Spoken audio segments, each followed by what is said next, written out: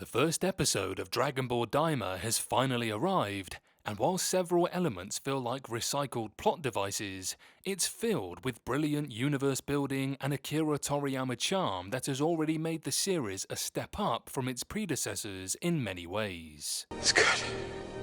It's good. More than 6 years ago, Dragon Ball Super's electrifying finale filled city streets with excited fans worldwide. Now, with a lot more time in production and involvement from the franchise's creator, Dragon Ball Daima is on its way to thrill those fans once again. There are reasons that Akira Toriyama's manga took off as well as it did, and a lot of it is because of Dragon Ball's epic world building and expert balance of comedy, drama, and action. Thankfully, all those elements sing in Dragon Ball Daima's debut episode. Fans who have yet to watch Dragon Ball Super can dive right into the new series because Daima starts soon after the Majin Buu saga, and Episode 1 successfully expands the universe in a way that doesn't disrupt the storylines of other beloved Dragon Ball series. Daima's first 15 minutes not only beautifully summarize the Majin Buu saga with stunning new animation, but it also introduces viewers to the Demon World's new rulers and gives them a fascinating look into the realm that's only been teased in Dragon Ball canon.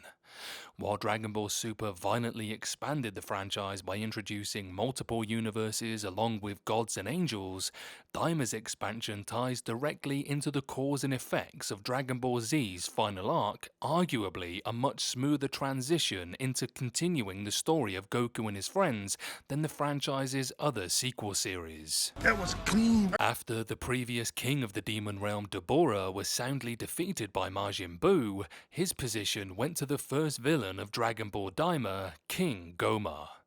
With the help of Supreme Kai Shin's brother and the ancient Namekian, the new antagonists decide to head to Earth after witnessing the events of the Buu saga and discovering the Earth's Dragon Balls. This says a lot about the new villains whose measures to reduce conflict with Goku and his friends immediately result in what might be one of the best Dragon Ball adventures yet. After the franchise introduced planet-obliterating foes, it was tough to craft antagonists who could create tension and realistically threaten the likes of Goku and Vegeta.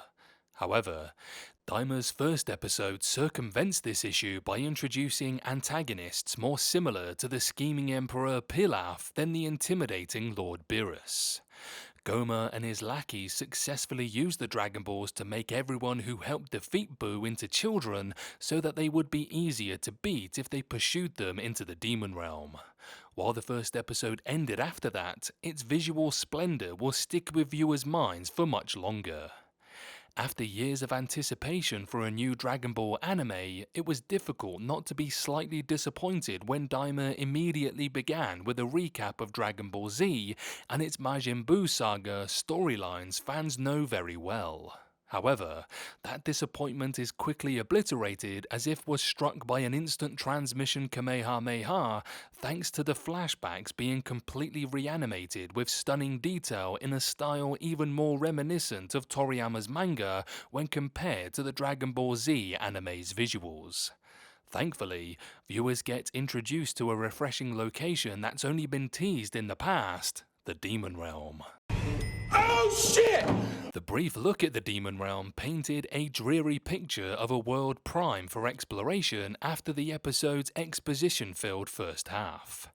New character designs also spoil viewers and expertly paint King Goma as a villain who's challenging to feel intimidated by, but whose otherworldly features create an aura of caution for what chaos he may bring.